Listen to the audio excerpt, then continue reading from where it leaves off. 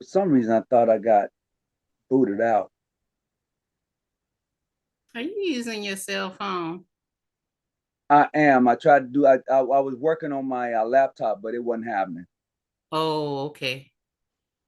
Well, you might have to. Well, I can, if you, maybe, let me see if I can screen share. Let me test that. Nope.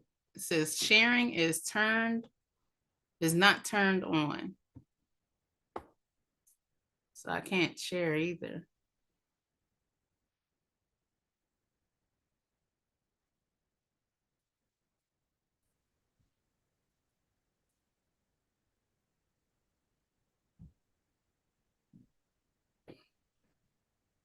All right. Brother just came up and told me I was live. So let me do this. I'm gonna turn everything over to you so you can handle it. How about that?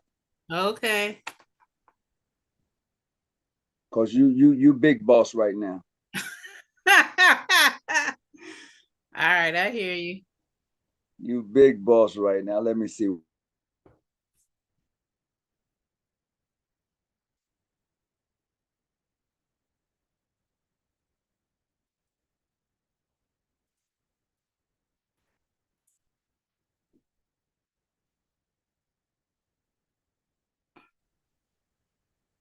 All right. You are the host for the most.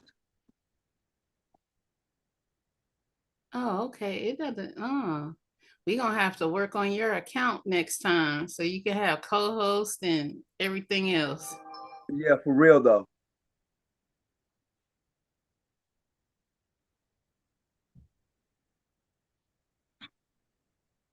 Okay. Let's see here. Now, oh, this is gonna be tricky because if somebody tried to log into Zoom They and late. They I late. won't, They ain't coming in. I won't be I won't be able to see them. They late. They won't be coming in. Oh my goodness. All right. Well, good evening, everyone. I'm just going to talk like you guys are here, like sitting in the room with me, like family. My name is Cleo Labostic. I go by Cleo. I reside in the Washington, D.C. area. Um, and I'm a member of the Grand Orient of California, which has just recently been consecrated. So, Tony, since you're the man of the half hour, I'm not sure how you do your podcast stuff, so kind of Tell walk you me what, this is what we're gonna do. through. Since you are the guest, I'm going to. I don't know all of your Masonic background. I want you to go ahead, introduce yourself, give people a feel for it, and just dive in. And as we go, those who want to post questions and ask questions, certainly they can do so. So this is your role. You you Okay. you you're the driver. All Go for right. it. Well, this is my Masonic resume up on the screen. I'm past secretary of Muna Lodge number 34 from the Women's Grand Lodge of Belgium. Past dual member with Universalist Lodge under the Women's Grand Lodge of Belgium in New York. Past first vice president from the Maryland Masonic Research Society. Past grand, oops, I misspelled that, but past grand ambassador for the former George Washington Union. A member, as I said earlier, of the Grand Orient of California and the president of the Marquise de Lafayette Philip Society. I've been a Mason, a Freemason for about 13 years now. I started off in a all women's lodge, and you can see my lineage. That is who made me, who initiated, passed, and raised me. Started off here in Washington, D.C. with sisters from France and Belgium. Uh, let's see. And why did I become a Mason? Just like everybody else in America. Somebody has a I'm just saying, everybody. I mean, family members, looking up to, pillars of our, within the community. Just remembers always, back in the day, Alexandria used to be a very, very fun place. We used to always have parades and stuff. Always saw the brothers and the sisters, participating in the parades, as well as the Elks Lodge. Elks Lodge is kind of like my another home away from home because my parents had friends that were members, both Prince Hall and the Elks. So, and this building right here, the George Washington Masonic Memorial, was I only lived a few blocks away from it. So it was kind of like our playground during the summer when we had nothing to do. They let us come in and tour for free, keep us kids busy. And it was always in my daily view on my way to school because my elementary school was like about 3-4 blocks away. So that is why I became a Mason, and a lot of the stuff that I always tell the brothers, your daughters are always watching and your kids are always watching, period, because I couldn't find my dad's Masonic connection, because he was Army. He was stationed overseas most of his, during his duties, between Germany and Turkey. But when I was in college, I did want to be an Eastern Star because that's all I knew I could be. That's what they teach us and tell us growing up in America. Until one day, I just so happened to be doing security guard duties when I was in undergrad, and I was watching the documentary that they were having on the National Treasure movie, and a high-ranking lady Mason was interviewed, and she was in full regalia. I believe that was the Grand Master of Universal Coal Masons who was interviewed at that time. And that was like mid 2000s. So I started seeking and did a lot of research. And then I came across that website of the Grand Orient of the USA. And they had a lot of lodges listed or different obedience listed that they have friendship agreements with. A brother, I sent him, well, first I emailed the local DC lodge. They didn't respond for about 6 months because those sisters were, elder sisters, not familiar with technology and how to use the website. So I emailed a brother, Grand Secretary of Go USA at the time. And then he talked to me for a few months, make sure I wasn't some crazy person off the internet. Right, And right. luckily for me, he was from Louisiana, so that connection was really awesome, and he basically kind of explained the craft to me, from the continental Freemason perspective, and the Uh-huh. difference between continental Freemasonry and Prince Hall Freemasonry. So that was, I think we talked about 3-4 months, and then he knew one of the sisters or past masters of Amuna, and history made itself right then and there. So in my other presentation that I have for women in American Freemasonry, starting all the way back to, I want to say, the 1790s, like during no 1770s, the American Revolution. I touch base on different American women that have been, um, you know, um, Freemasons and what was going on during a time between Europe and the United States. And you can see that I have Albert Pike on there with the adoptive right. Now, a lot of people don't know because they don't research. The Southern jurisdiction was co-Masonic at one point. Oh, wait a minute. I'm not joking. You see Wait this a lady, minute. you see this lady's name, Benny Ream Hooksey. She was the sculptor for, I think it was Lincoln's statue, whatever statue's over in the rotunda at the US Capitol. but he initiated her with the adoptive rights. He sent the letter out. If you don't believe me, you can check with the House of the Temple. They have it. They have the letter there on file, and he sent Wait a the letter minute. out Time out. introducing Time her. out. Time out. Time out. You gotta I need to go back to the top because you just hit me across the head. You said, correct me, you said that Albert Pike, Yes, right, yes. dealt in co-ed Freemasonry. He initiated this woman. Oh my Lord. Oh, it's It's over on now. the books. It's on Look, the look, books. It is look. on the books. Everybody know, well, not everybody, but like I said, some people you gotta, you gotta research. You gotta be around the research circle. Yeah. It's look, I ain't never it's over. I'm cutting down a live now. That's oh my goodness. Go Tony, Oh, ahead. I come with receipts. I come with receipts. I ain't worried about that. I don't have the paper in hand, but you get is they if they really want to know, check out the House of the Temple. it's It's true. He used to call her either Benny or Hooksy. And people used to think it was a guy and it wasn't. And because she was a sculptor. that's right. That's what made her qualify. She was a stonemason. Mm-hmm. That was her trade. Man, good God Almighty. Show like the bone. Go ahead, continue.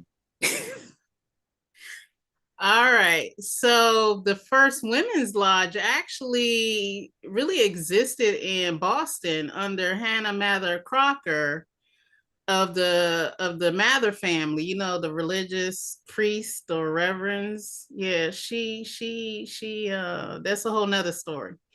But this is a good timeline because it shows like how continental Freemasons had influenced, America, at its establishment on to present day. Now, a lot of people, I always thought my mom was like kind of pushing us. We had our parents. I'm a Gen X.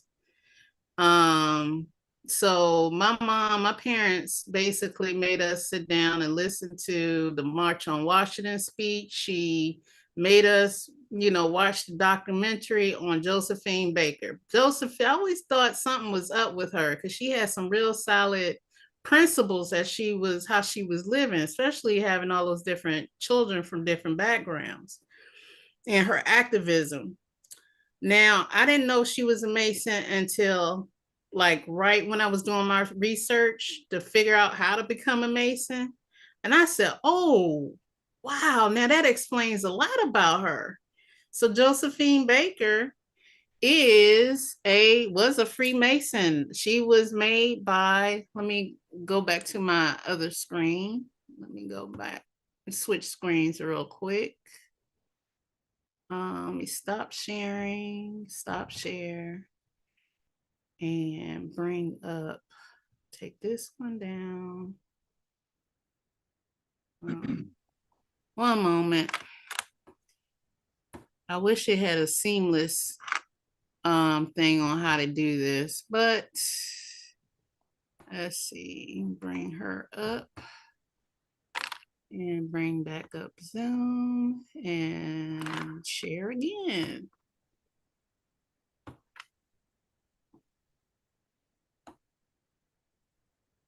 All right, can you see my screen? Yep. Who do you see on the Museum of Freemasonry's website? Oh, I see her to my right, Miss Josephine Baker. Oh yeah. Yes, she was a Freemason. Wow. So let's get to her.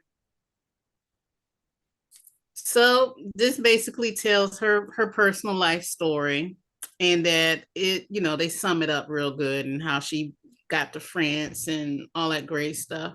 But they talk about how she was initiated back in 1960 in the lodge in Paris. And she was initiated under the French rite of adoptions that permitted women to become Freemasons. So, like I said, I come with receipts. So I don't want nobody saying like Cleo is up here telling fibs. No, I don't do that. I come with receipts. I will have my sources. Mm. You got any questions? I, You I, look I like you have, don't know what to say. you know what? I'm listening to taking all this in because you know my rep how I got involved with the female Freemason. So you know that, but I'm cracking up on the mere fact of hearing this information.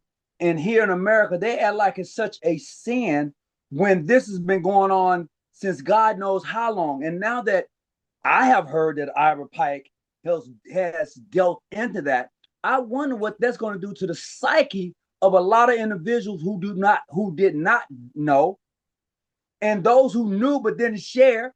So, in having this put out, and like you said, you come up with receipts. So, I would imagine that a lot of people are looking at this like, wow, this man who wrote this book about everything else, and here he is faking a funk in so many words, Well, using. they shut him down. That's what happened. They shut him down like they shut down Obama. Okay. He sent Oh, out that letter and they were like, oh no, nah. A woman can't be a Mason. Nah, they wasn't trying to recognize her, but I know she got up. He raised her to the point of she was able to get to finish the higher degrees of the so adopted right ritual. so my question would be, Albert Pike being who he was, which was a sovereign grand commander, right? Mm-hmm. So it was under the Scottish rite that she became a Mason. She did it under his adoptive right ritual that he Okay, created.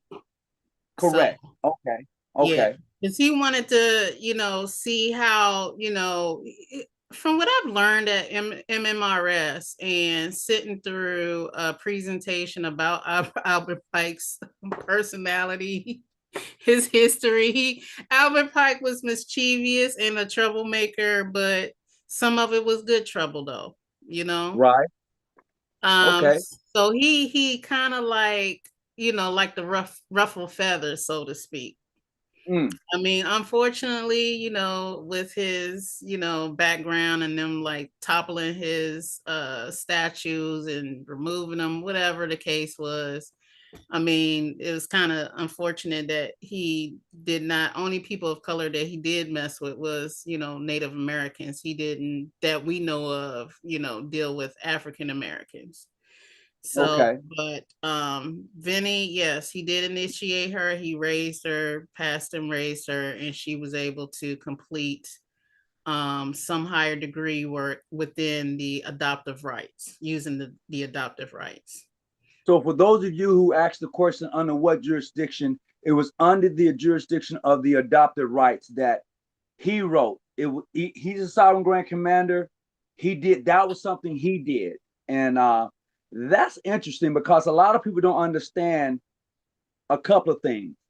One is a lot of people don't understand that the Supreme Council in certain Masonic areas or jurisdictions have a right to establish, initiate, pass, and raise Masons. They have that authority. Now, have you heard that? Do you know of that? What? That the Supreme Council has the authority to initiate, pass, and raise Masons. See, I have not heard anything. Only thing I did was come across that letter and then had a good talk with a good friend who's retired from the House of the Temple. Okay. Well, The we'll leave past that where it's at. historian. Yes, the Okay. past historian. So yeah. Um, and like I could show you like some of the reactions that I get. Like I don't like when I did my first interview with the Masonic Roundtable, I didn't get a lot of pushback like the ladies of HFAF, the English obedience or jurisdiction here in America. Uh-huh. They are wonderful women. Some of them are former sisters, but I know a lot more of the newer members that when they got consecrated, I became friends with them during the pandemic. Mm-hmm. But it seemed like every time somebody would share or post a picture of their jurisdiction, whether it's in London or here or anywhere in the world, all of these arguments start going on. It'd be like 800 million comments. And For me, I don't know. It's just different. I get like mixed reactions. So if you see my screen, this is like kind of what I get. Oh, I don't. let me say this. Let me say this. She is truly a Freemason. So would you please tell them how you became a Freemason again? Because I don't think they heard you the first time. Okay, well, hold on. But this is the reactions that I get. Some of them, you know. Uh-huh. To the left with Homer, this is usually Prince Hall.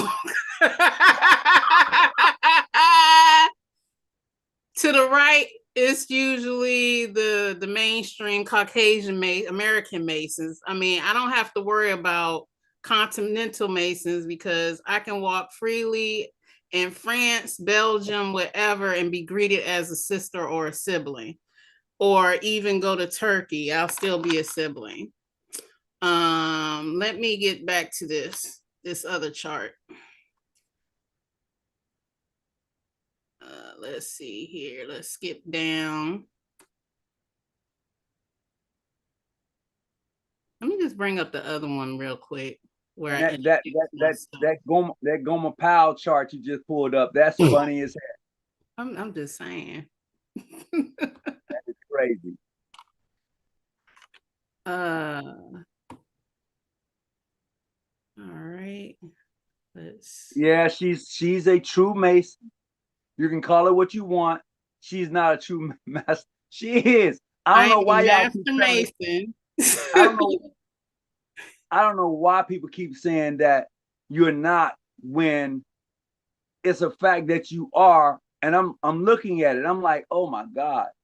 But go ahead, sis. That's, you know why? It's because they don't go out of their circle. They stay within their circle. If they attend conferences, then they would know better.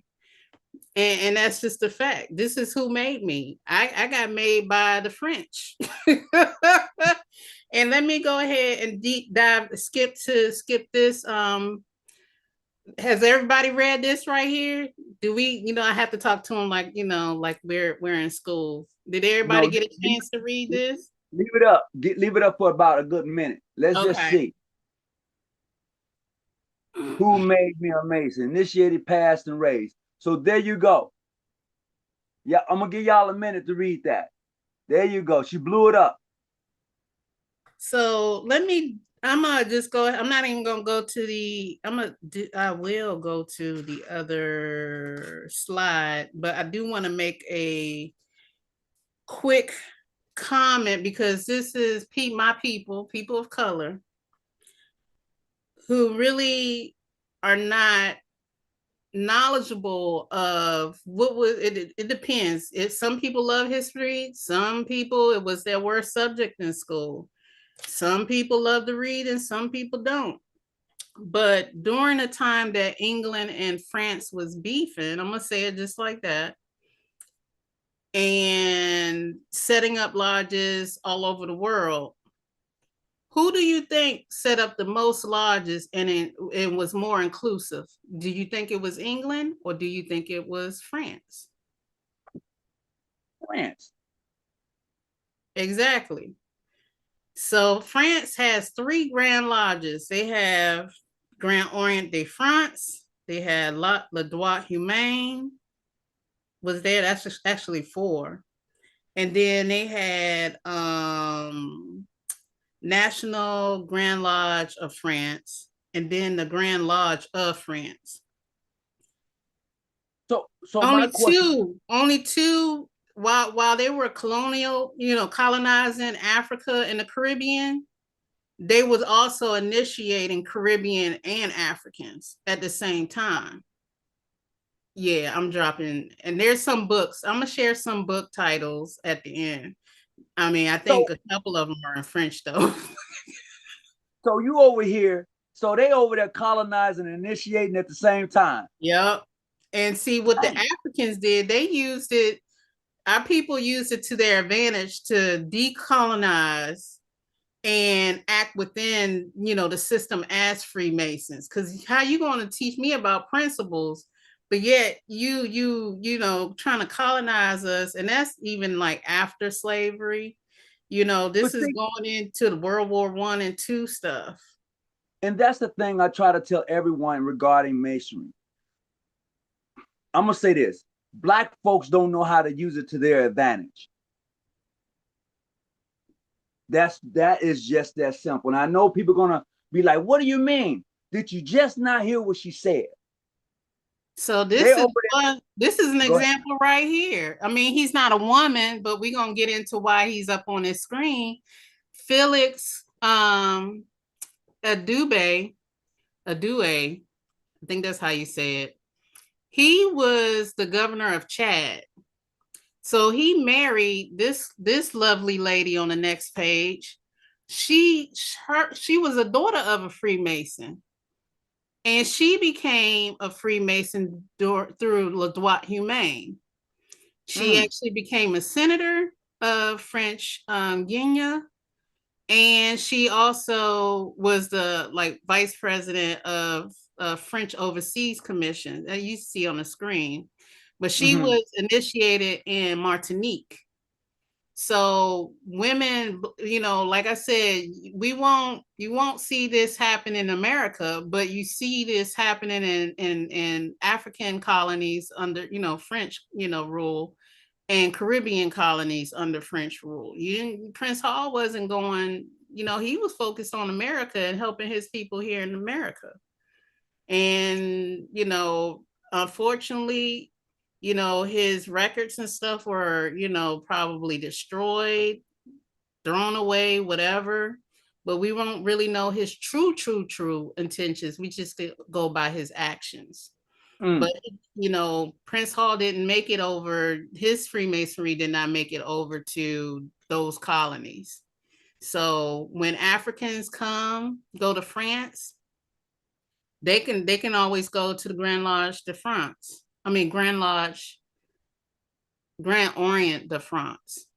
Or if Right. you're a woman, you can go to the Grand Lodge Feminine de France or GLFB, Women's Grand Lodge of Belgium. Though anybody that has enmity with friendship treaty with those Grand Lodges that come from French-speaking countries. Now, Haiti would fall under Grand Orient de France at one point. So I'm Okay. not sure what they're doing now. Haven't checked on it. But So these are just here's another gems. question for you. Here's Mm-hmm. another question. I know the answer, but I'm gonna let you answer this coming out of your mouth. Somebody asked, is she allowed in regular constituted lodge of Masons? No, but I can fellowship in their public spaces. I'm And I'm I'm going to besides, I'm going to disagree with that. Let me tell you why. Let me tell you why. go When ahead. most folks think of regular constituted lodges, they're only thinking of the white diaspora of masonry. And I'm Mm-hmm. gonna throw Prince Hall in there. That's what they're thinking of. But Mm-hmm. your lodge is a constituted lodge, am I right? Yes. So the answers to me is mute. Yes, I can sit in a regular constituted lodge. Absolutely. The question should have been asked, can you sit in all male lodges that are regular constituted? That should actually be the question. Now, see, you're gonna get me in trouble two ways with this Go for it. because first of all, I already got banned from one conference. I ain't gonna say the state. All I know is that they got good bourbon There you go. All that right. will go Good. on my cake. The second thing is I already got accused of posing in pictures with men only. And I'm like, but who are the Freemasons in America? They're men. They're men. Like, what can I do? I don't mind, Right. like I don't mind hanging out with them and fellowshipping, but I believe this is in my heart. Sometimes men need to be by themselves. Sometimes women need to be by themselves. And I like the way that France has it because they got something for everybody. They got They men do. only lodges, they got women only lodges, and then they got co-lodges. Now, every year they will come together on my travels that I've seen when I've gone to Belgium. Everybody will come together and do like one big conference. It could be like a topic, and everybody's Grand Lodge will write a paper or whatever. Just and then fellowship. No issues. Nobody's hating. Nobody's saying you can't sit next to this person, or you wearing the wrong regalia, you're wearing your ring on the wrong finger. Don't nobody care about that stuff overseas. You're a Mason, you are a Mason. So, like I I'm said, gonna. if we I need to owe. get I like that owe. over here, I word. owe. I owe the brother an apology real quick. What he say? Best brother Letro Fremo. He said, "No, Tony, I'm not. My apologies, bruh. My apologies. You should actually be up on the Mhm. YouTube channel, brother Letro. Tay, you should actually be up here. But go ahead, sis. My apologies. That's okay. So, and this is their daughter, Jeanette. She actually became a Mason through the Grand Lodge Feminine de France. And they're the ones that actually kicked off women in continental Freemasons, different countries. They were able to, like initiate, pass, and raise women from different countries. And then they go help them in their country create lodges. Okay. So this is not everybody. This is a brief overview because I wanted to put out Josephine Baker, as an American, African American here in the US, from the US, being a Freemason. So I thought that So was really awesome. it is. It is very awesome. So the question is, what is she talking about? She's talking about Black women in Freemasonry. That is the conversation. She is a Black woman. She is a Freemason, and she has dealt with a lot of different things in Freemasonry, and we're going to be discussing that too. So tonight, for those of you who don't know, we're talking about Black women in Freemasonry, and this young lady right here, she's that one. She's that one. So if you got any questions, we'll go from there. But that's why some of you are just coming on, and you may say she's not making sense, but she is. We're talking about Black women and Freemasons. She's trying to show you the connection. She's saying that here's where she can go and travel freely, and the whole thing. So I'm trying to catch your questions as they come up on the chat, but definitely, uh, she's well versed in Freemasonry. So that's the topic for tonight. Black woman in Freemasonry. Go ahead, sis. Yeah. So, but yeah, if you're coming in late, you're gonna miss the point. I'm just saying. So, but let me go back to screen share so we can get down to the philosophy of our form of Freemasonry. One moment. This is why I wish that, we had this account up on co-host. So, all right. So the difference between continental masonry and American and UGLE, we operate on equality. So like we don't do the whole gender role thing. And actually let me back up. Let me see where I could find that. Give like a little history lesson. Because a lot of people like to be like, oh, but they don't use the Bible. And okay, let's stop, pump our brakes right now on the whole Bible and Anderson Constitution thing. That's only one obedience. And Grand Orient of France was ahead of their time. Their membership numbers were increasing while everybody else was like not trying to let people of color, not trying to let women in, not trying to let the disabled in, like missing a limb, all of that crazy stuff. The French were ahead of their time. So now when we get on a brief snippet of the history why England and France couldn't get along back in the day, it was really over religion and power. So since France was rebelling against the Protestant faith, because they were Catholic at one point of time during that time. And when Freemasonry was established in England, they were Protestant. So back then you had to be a Protestant Christian, hint, hint. not just any kind of Christian. You had to be a Protestant Christian in order to join. You couldn't be African American, you couldn't be Black, you couldn't be disabled. You had to have all your senses, so to speak. But who was mirroring these behaviors was unfortunately our folks here in the US. You know, you fighting against, you know, England for freedom, but then our own people, I understand that we wanted to participate in Freemasonry and we wanted something for ourselves, but after Prince Hall passed away, it just seemed like things just kind of like went downhill, and like we start mirroring the behaviors of our oppressors, you know, by participating in gender roles and, you know, classism and all this other stuff. So that is the difference between the French and the English and American Freemason. Everybody is equal. So women and men both get the knowledge. I don't see how the knowledge can be received any different. I mean, we all go to school together, read the same books, you know. So, I mean, just make it make sense. I mean, I'm just trying to break it down. Somebody coming in with an iPhone, you need to make sure you show yourself when you, oh, maybe they didn't, whatever. But that's the brief history lesson. I'm not trying to downplay Prince Hall or nothing. I'm just, you know, speaking what the differences are between the different crafts. So France was more welcoming. And actually, if they go on the Phylaxis Society's website, I think his name was Brother Walker or Wilkins, I think, John Wilkins.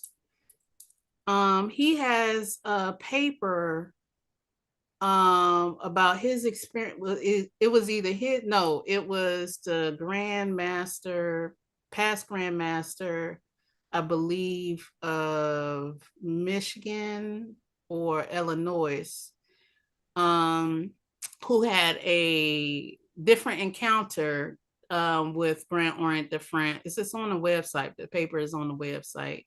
I can share that later if anybody's interested, of how he was treated at UGLE visiting versus his interactions with Grand Orient of France. So really? Yeah, I'll share it. Like I said, I just come with receipts. I got sources. Sorry. No, don't sorry, be but not sorry. sorry. It's just idea. Oh, somebody said it was Walker. Walker, thank you. I know it was something. So as we get off into this, and as we begin to listen to what you got to say in regards to being a Black female Mason, what has that been like for you? Woo! Let's just say my only motivation now is just to pave the way for women who are interested coming in behind me.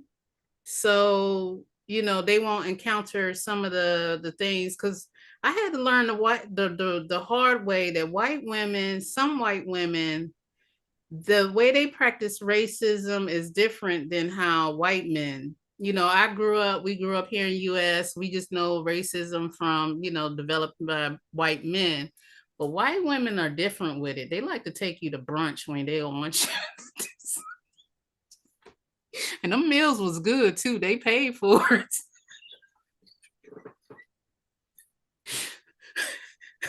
They do the white girl tears. Some of them just don't.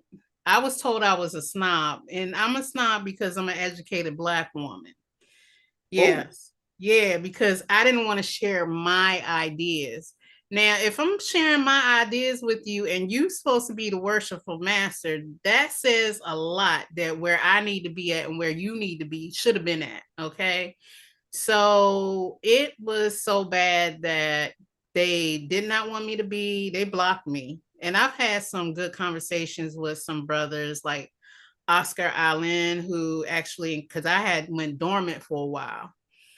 And he was like, no, Cleo, you got to get back in there. He said, I faced the same thing.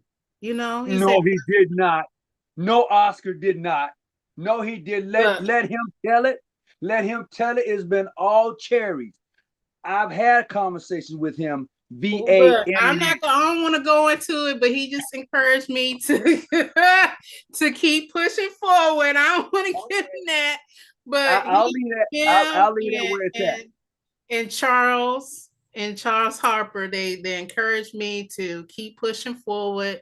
Don't let the noise get in the way, because it's all like designed to be confusion to keep me from doing what I'm supposed to do and what I'm doing now. So yeah, they tried to they wouldn't want me to be worshipful master. So I was like, all right, fine. I don't need to, continue being a member of this lodge. Matter of fact, I could just sit here, keep my membership, and go help at a lodge that needs help. Because I was like, there was some lodges that they didn't have enough numbers. In order for them to have meetings, then you have to have a certain amount of masters.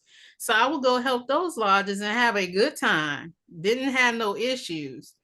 But at the end of the day, I hope that these older women, because when I think about it now, when you look at how like they live their personal life and how like it correlates with them probably not getting attention from their kids or attention from their husbands. And like the Caucasian brothers say, we got these miserable past masters.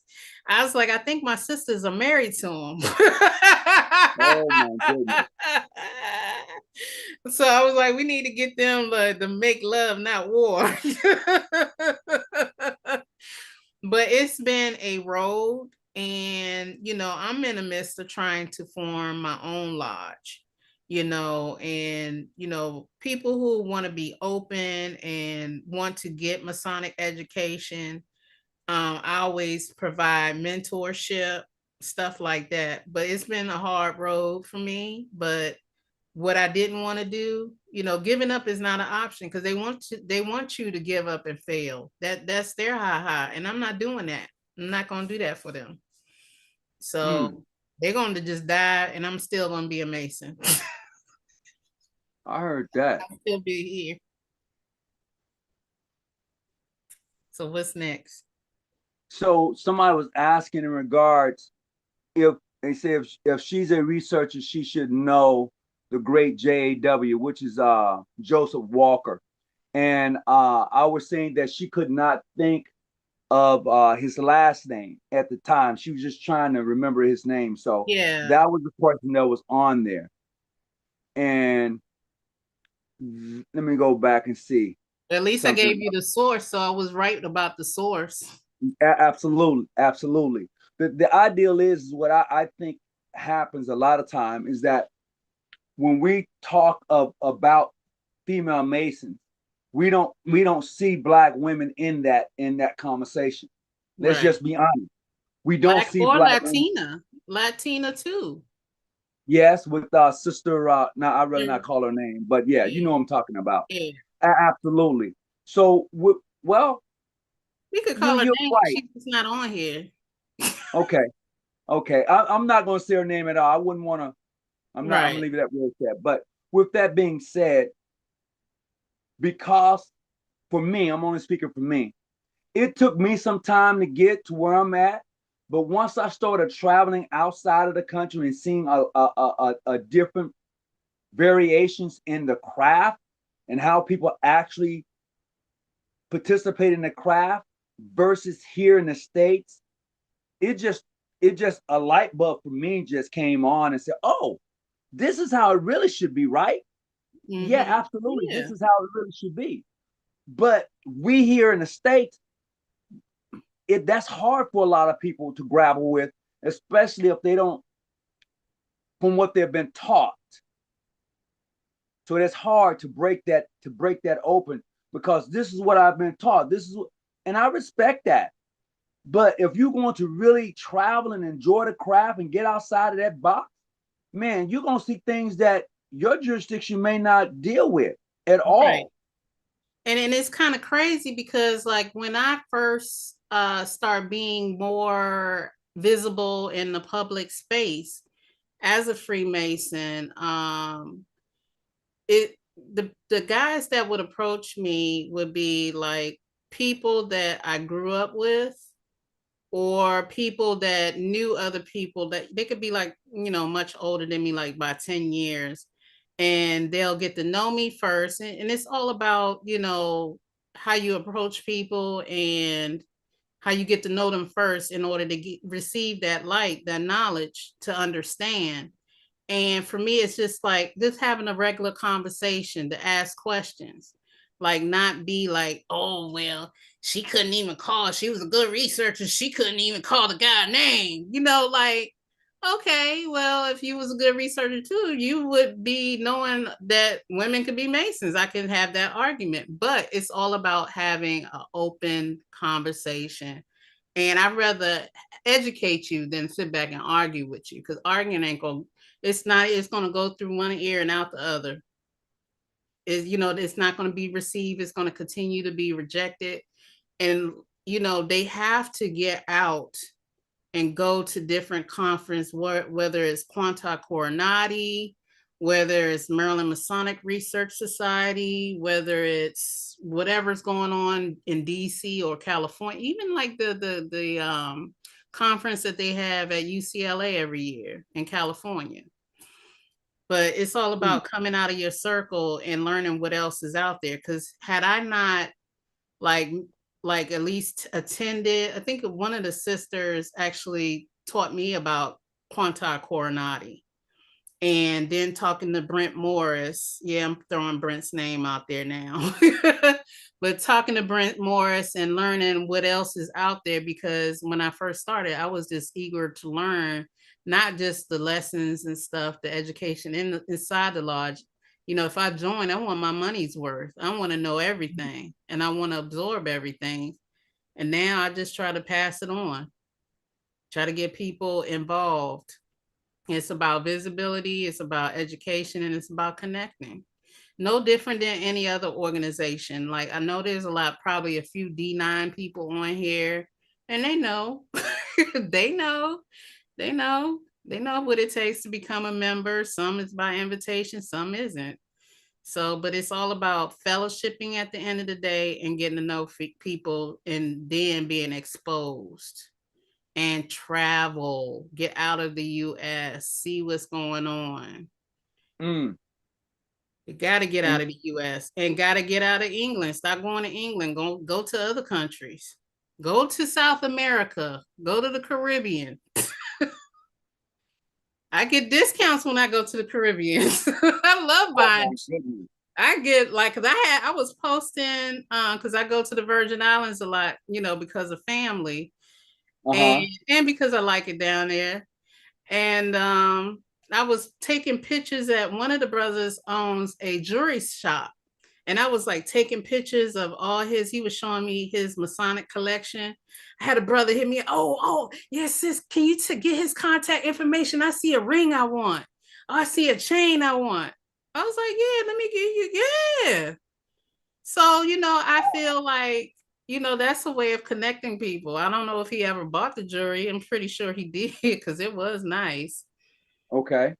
Yeah, but it's, like I said, it's all about connecting and getting to know folks and networking. And I would say, even for myself in my travel and coming across, now my first female Mason I came across was the sister, she was the first one, because I seen this compass and square that she had on her neck. I was like, hold on, can I talk to you for a second? She said, yeah, sure, you could talk to me. I was like, you are really a Mason? And we got into the conversation, and I was like, oh my goodness. I said, okay, all right. I said, let me get your information. We stayed in contact. And then when they organized that lodge in Los Angeles, and they sent me an invite, and I went and I saw members from the California Grand Lodge sitting in there. I'm like, holy smack. To me, I had stumbled upon a gold mine. I mean, I had just walked into like, holy, it was like, oh, wow. Right. California Grand Lodge offices over in this corner. I'm seeing some of my Latino brothers over here. I'm seeing the sisters, they're all dressed in regalia over here because they're getting ready to do the installation. Right. And I'm like, let me just sit by myself and watch this thing play out. Play out, yeah. And man, it was beautiful. It was beautiful. So when they got done, I went to the table where the Grand Lodge's estate was at, and I asked the brothers, I said, so do you guys support this? They was like, yeah, they can use our buildings anytime. We know them. I'm like, what? Yeah. Yeah. It was I like, for me, I was like, are you serious? They was like, yeah, they can use our buildings anytime. And we know who they are. They didn't say they was clandestine. They didn't say they was irregular. They didn't say they was bogus. They didn't say none of that. They said they can use our buildings anytime. We know who they are. Right. And they went on back sipping. Like, anything else you got to ask us? And see, that's all love. And that's what it should be. Because even with me, like being in other, social organizations that are African American based, and I need like to rent a space. Oh, I know which lodges I'm calling. And they usually are the, mainstream Mason lodges, and they'll let me rent. I don't have any issues. Oh, we did have a brother in here. I'm not sure if he left, but he could have. I was waiting for him to use the reaction to raise his hand. What I'm gonna was make that? you host. That was Andre. I'm gonna flip this back over to you so you can be the host. No, I'm good. I can see the questions come up. Oh, okay. Yeah, I can see them come up. Oh, I'm not even I want you to stay in control in case you want to pop something up or show us something that's going to get me to go, what? Nah, I think I gave you everything I have. I mean, like, because some of the more recent debates, I actually had a brother block me from Texas, Brother Fluff. Oh. So let me tell you what happened with that. I should be TikTok live right now. Let me tell you what happened with that. All right. I admired his merchandise during the pandemic because I used to follow him. I said, oh, that's kind of cool, like doing. I said, all right, I didn't think there was an issue. So he made a video talking about, I think it was on something about how you can become a Mason, or something about, it seemed like all his videos keep touching on, I don't watch him that often, and I can't see him now, so that's a blessing. I don't need to see that nonsense because he contradicts himself. But he, in his comments, in the comment section, he made a comment saying he couldn't sit in the lodge with a woman. I was like, first of all, I'm thinking to myself, this dude is a whole clown. Because first, you make these AI videos, you fantasizing about being friends with Black people, and then you got a Black wife in the AI. I don't know. Look, these are the videos that's on his little AI videos he make up on his page or whatever.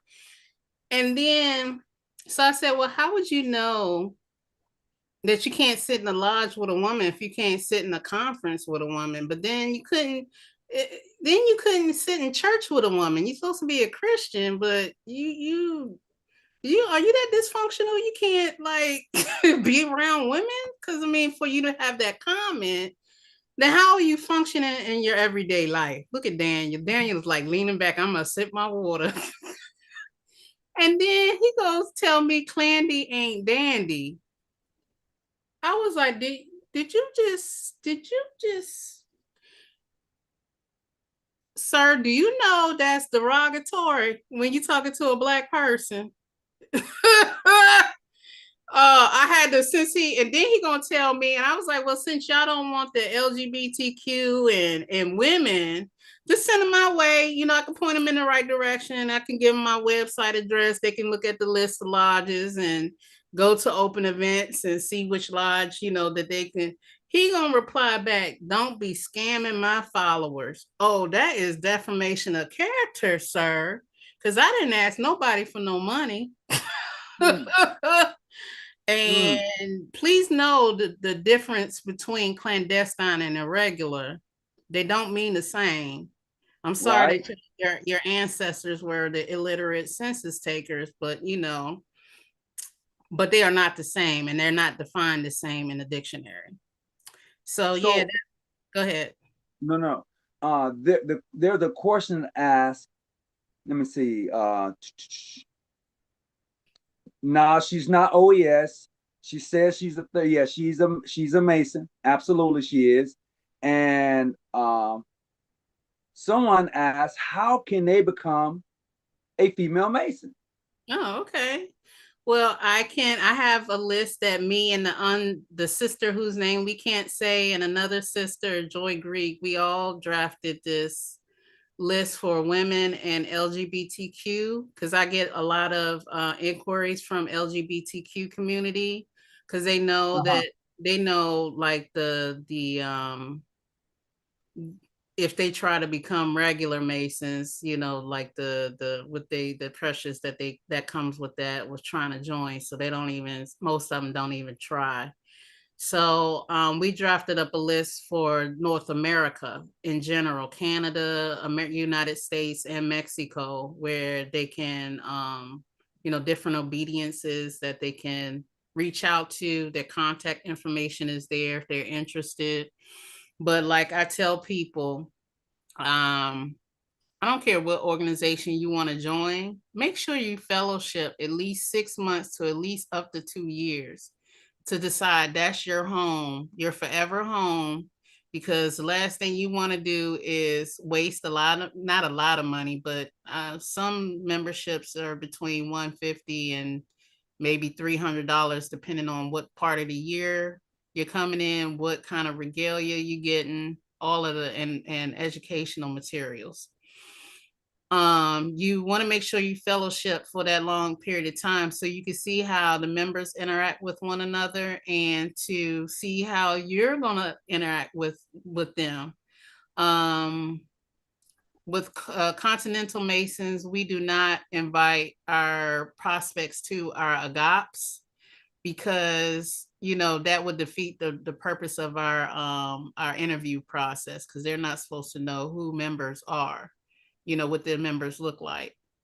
But Correct. if they want to become a woman Freemason, I can drop my website is the female, well, no, the ladyfreemason.com, and there's a list on there, and you can reach out wherever you live at in America. If you're in the United States, there is an obedience near you. If not, you have Le Droit Humain that's just basically everywhere, just about. Am I right, Daniel? He's shaking his head, yes. Okay. I'm going to say this. It's funny because a good friend of mine, I'm reading his text. He says, "Sorry, this is still strange and odd." And I would say this because she has been on a few Masonic podcasts, such as, didn't you say the The Masonic Masonic Roundtable Roundtable was my first. was your first? What was your next? Which one was next? Superiority, the Grand Lodge of Georgia, the country, they during the pandemic, they were doing open lectures, Uh-huh. inviting different speakers from all over the world, when the lodges were closed. That was my second.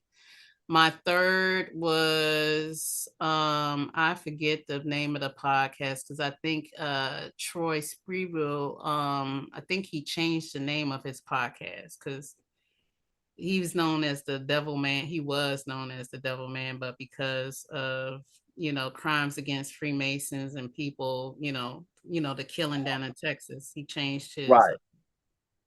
So I have to look to see what his podcast name is, but I did his. A lot of people know me through Maryland Masonic Research Society because I was reaching out doing, and the Grand Lodge of Washington, the Esotericon at the Grand Lodge of Washington State. I did there. I was on a discussion panel of Freemasonry and gender. So Uh-huh.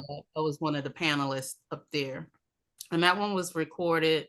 I was waiting for Troy to put that out because that was this conversation. they're kind of neck and neck, but I had more, like I even had a past grandmaster. He had we were on break and he sat down at the table. I didn't know who he was. So we were just having a friend. This is where I say it's all about having conversation. Me and him had this wonderful conversation. And then he goes, "Oh, you're the panelists. Aren't you on the panel?" Yeah, I said, "Yes, sir." He said, "I'm gonna be honest, because I was not gonna go because you're a lady Mason." But now that I've talked to you, I feel like I can sit in the conference now. And I was like, wow. And that one was very controversial because I was the only African person of color there at the conference. And then I was like, besides the wives that were helping, I was the only female guest. And it just so happened to work out because there was a guy that was from France and who was a Freemason. He was trying to petition a regular lodge at the time. So when we talked about the religion and talk about, how different the two crafts are, it was that conversation. I was like, hold on. And are you guys going to get not recognized because we going through this? Because and one of the district masters like stood up like, I don't see anything that we just spoke about that would get us in trouble or you. I was like, okay, we can continue. So my question will be for you, is that I'm not going to say the ritualistic ceremonies, only because what I know of them personally is that the different rites, because you belong to the Grand Orient of California. We practice the ancient accepted Scottish rite. Correct. The rites that you do are different than the rites that are done here in the States. Versus, I'm talking about based upon what I've seen and what I know. Yeah, they do like immolation here in the U.S. Correct. Which is different than what you do. Right. And I don't think a lot of people understand that, because we're so used to one way until when we say, oh, they got their own rights. These rights have been around for over hundreds of years. Right. Because ours derived from Scotland.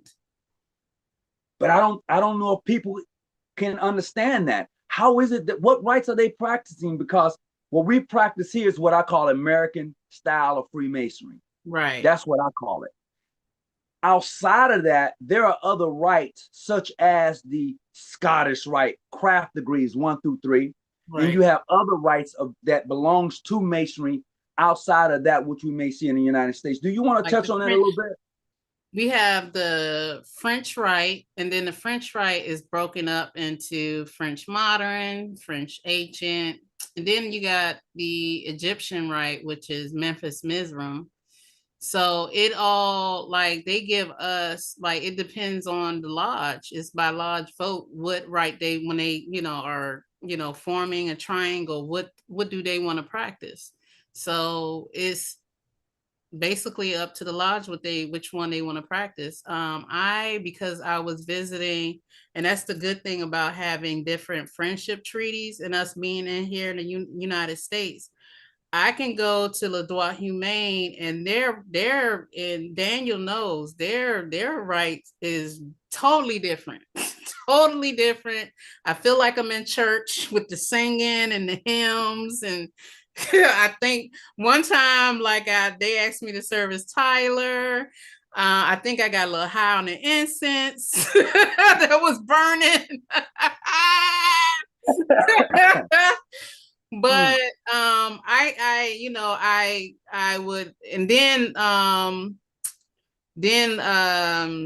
GODF, Grand Orient of France lodges like Lafayette, they speak French. But if you know the ritual in your heart, you can kind of follow along without, see, look, Daniel agrees. Dan, you can unmute and chime in. You don't be a stranger, bro. I ain't trying to steal no lightning, No. It's just that, and Tony will tell you, me and Tony, we travel together. Right.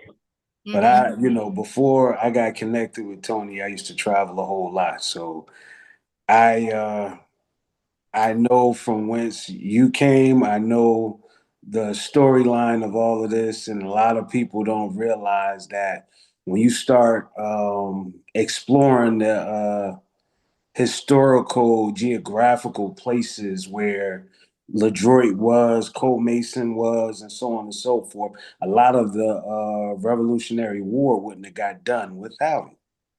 And I tell people you would not be an American if it wasn't for France. Yes. Yep. And Yep. France wouldn't be France without Africans. Thank you. Well, Freemasons wouldn't, but that's a totally different Right. conversation. Yep, it sure is. But I'm just putting it out there. I'm gonna go back to being Kermit the Frog and sip my tea. I'm gonna just be.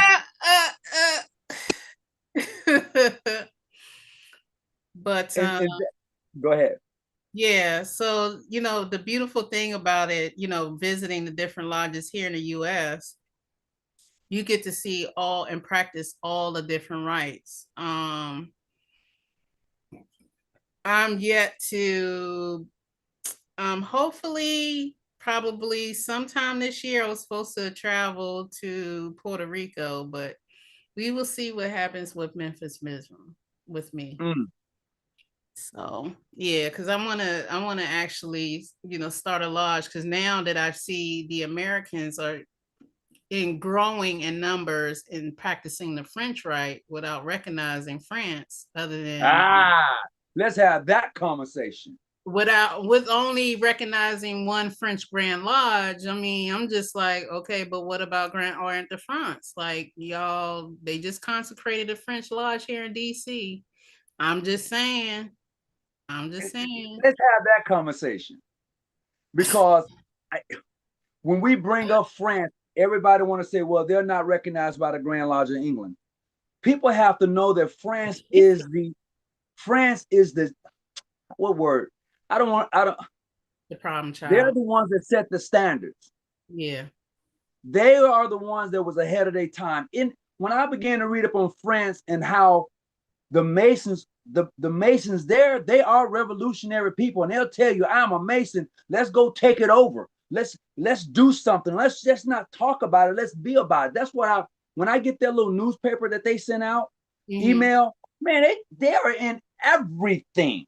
They Everything. don't they don't sit idle by and say, well, that's politics. I shouldn't. No, Like this no, stuff going on here in the US, it wouldn't have happened. It wouldn't have it happened. wouldn't have. It wouldn't have. And that's the difference. So when we're talking about the French right, they are about that life. They're about let's revolution. They're about that. They and that's the difference. When Mm-hmm. you're talking American style of masonry versus a French rite and those different grand lodges over there, because the principle remains the same.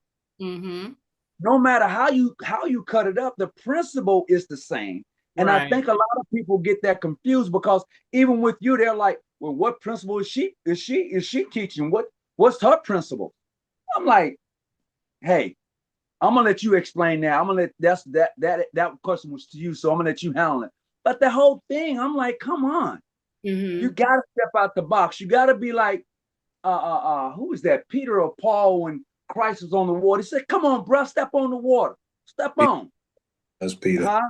That was Peter, you gotta be able to step outside your comfort box. I'm not saying you have to accept everything. I'm saying you just have to look at it. Look at it and see it. It's really a real thing. Right. You know. So that's where I'm at. So I want, as I was saying, I would prefer that you break that down as far as the principles are concerned in masonry to you. But it's no different than what they practice. That's what I don't understand. Why they would think it's so different. they Liberty, equality, and harmony and they do charity. that about African American masonry as well. So when you keep stepping through these doors of evolution, it's evolution to them. It's Mm-hmm. they're discovering it when they don't know they're just uncovering it. It's Yeah. so that's why. You know, and it's so interesting because like during the pandemic, I used to just be like the winding stairs. I used to call it Fight Club USA. The guys know, you know, I love them, but it was just like, who's moderating? Like, why don't y'all just like start blocking them? But it's sometimes it be bots. But I remember one time, because I don't play about my elders. I really don't. I don't play about my elders or my ancestors that were Prince Hall. I don't. And this one guy, instead of him confronting the Prince Hall Masons that, you know, offended him, I think he was like Indian or he was of another nationality. And they asked him, was question, I guess they drilled him and questioned him like, you know, like, why aren't you Prince Hall? Or, you know, where do you hail from? And all these other questions. So he was like, well, why would they be asking me if I'm 4-letter or 3-letter, you know, because he couldn't understand it. And I said, well, you know, because, you know, like a couple of people would make comments. And I was like, first of all, why are you on the internet asking us the question when you should have asked the people who you were having a conversation with or debate with? Like we can't answer, you know, their question for them. They asked you a question, you should have asked them right then and there. I can understand, you know, I'm sorry that you got offended, but I wouldn't have brought that question on social media. Then someone even went to the extent of um repeating. I don't like the people that repeat stuff. He said Uh-huh. that one gentleman made a comment saying, well, I heard the reason why so many of them don't go up to the higher degrees is because it costs them too much. I was like, cost them what? I was like, you know, do you not realize? I was like, first of all, you as a white American don't understand the hardship that African Americans have endured. Obviously, our elders don't have the time because they're too busy in our communities doing the work to clean up y'all mess from all the oppression that you cause. So when do they have time to go to the higher degrees? If they're out here being advocates and doing activism in a community and trying to keep our black men from getting shot and keeping our children safe. So please explain that to me, you know, before you make comments like that. And I stand up for them. I don't care. Black, you just black, and I'm gonna stand up for you, right or wrong. But circling back to the point, as far as principles, I don't see how it can be any different. And Okay. like I said, So it's just people need to come out of their circle. okay, so with that being said, in the black framework of Freemasonry, the ancient free and accepted Masons, therefore, there have been a lot of splits. Let's just put it out there for what it's worth. And and my question to you: are you familiar with that? I'm learning because I'm getting more and more women coming to me, and it's unfortunate. I think we probably had this conversation offline. People are recruiting and they're not being forthcoming and telling them, because if I get another charter, if I get Yeah, a screenshot of another charter and people are trying to confirm your lineage, and your lineage saying that you're Memphis Mizram and but you are wearing Eastern Star regalia, I don't know, like, what are y'all doing here in America? Like, you know, and they're not going to listen because one, they don't already spent like anywhere between like 500 to $1,000 to join whatever organization, you know, and they're like, their whole mentality at that point, you done made the person an officer to keep them quiet. yeah, we You didn't talked about it. you, you didn't give them no kind of Masonic education, but you claim to give them a booklet. That booklet ain't complete. And I'm not gonna sit here and pretend I know the Eastern Star ritual because I don't, but I have a lot of sorors in different organizations that are Eastern Star, that are true Eastern Stars. So I always encourage women, if you want to be a Eastern Star or a woman Freemason, you know, make sure that you connect with somebody that's actually in the real, I shouldn't say the real craft, but because I don't know what these other people be doing, but I know it's not just. There you go. That one. Because you and I had that conversation the other night. Yeah. You Yeah. know, yeah, like you said, you're talking primitive rights, but you dressed as an Eastern Star. Yeah. And I'm looking at your charter. I'm looking at your declaration, whatever that may be, and it's not, no. You're all messed up. Or why is it that your grand matron and your grand master know you and you just starting out? You know, they shouldn't even know your name. Mm. He should not know who you are, and he shouldn't be calling you in late hours of the night. I mean, I'm just saying Mm-hmm. that's suspect. It is. And those and like you said, what I really like what you said is people not becoming being upfront. Somebody asked me, they said, Hawkins, are you recognized by the Grand Lodge of California? I said, no, I'm not. And neither am I recognized by Prince Hall. And they be looking at me like, you said that so boldly. I said, absolutely. I said, but I can travel. I can do this. And they be like, I said, look, as long as your paperwork is in order and you're going to be upfront with the forthright, that's the word, Yeah, with those who are seeking membership in your organization, and you ain't trying to like get over on nobody, but you're gonna be that. You're gonna show them what it is to be a Mason. You're gonna show them what it is to be an Eastern Star. You ain't trying to sugarcoat nothing and shuck and jive. That's when that person who becomes a part of your organization, they're gonna stay because you work forthright with them. They're right, gonna leave when you BS them. right. And what I've been doing lately, since I keep getting inquiries, and I hate to see people get, and sometimes it's not even intentional because that person that's recruiting you, they didn't even know themselves because they're going by what somebody else they trusted said. But what I've been doing is giving them the Phylaxis Society's website of clandestine and bogus lodges in the U.S. Now, I do know of a recent split. I ain't gonna say no names, but it's their name that their Grand Lodge or their Supreme Council is not on that bogus and clandestine list as of yet. The ECS. Okay. Yeah, and you know, like you said, we've had that conversation, but the idea is to be forthright with the members, to be forthright when people who are seeking to become Masons, Eastern Stars, just be upfront with them. And Right. people have asked me, like I said before, I'll tell them in a heartbeat. Now here's something that's shocking. Just last week, a dear friend of mine, 30 years or more, you know, he passed away, and he was a member of a mainstream Grand Lodge. There was some mix up, some issues. They were not able to or did not do his Masonic burial. I did. I did because the family was like, Tony, you're always over here. You you're always at the house. You're taking care of him. You go see about him. These are the things that you've done for my dad. We want you to do it. You're damn right I did it. Good. I did that because it was deserving of him receiving those last rites.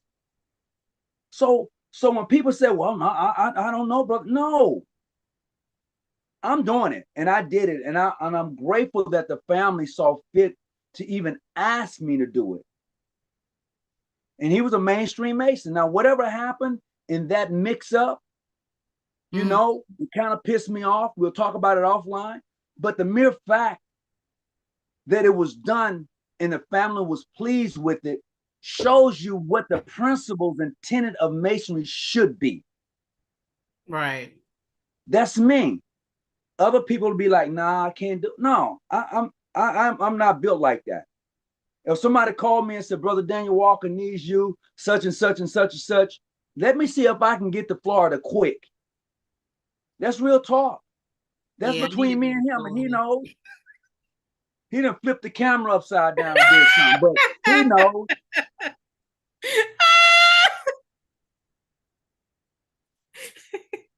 Why you flip the Absolutely. camera, Daniel? I apologize because it's funny that he should mention that because we watched his video that he had of the gentleman that he's talking about, and oddly enough, my grandbody and myself was requested to do a burial for a Prince Hall brother. He was also a veteran in the arm, well, not the army, but the Air Force.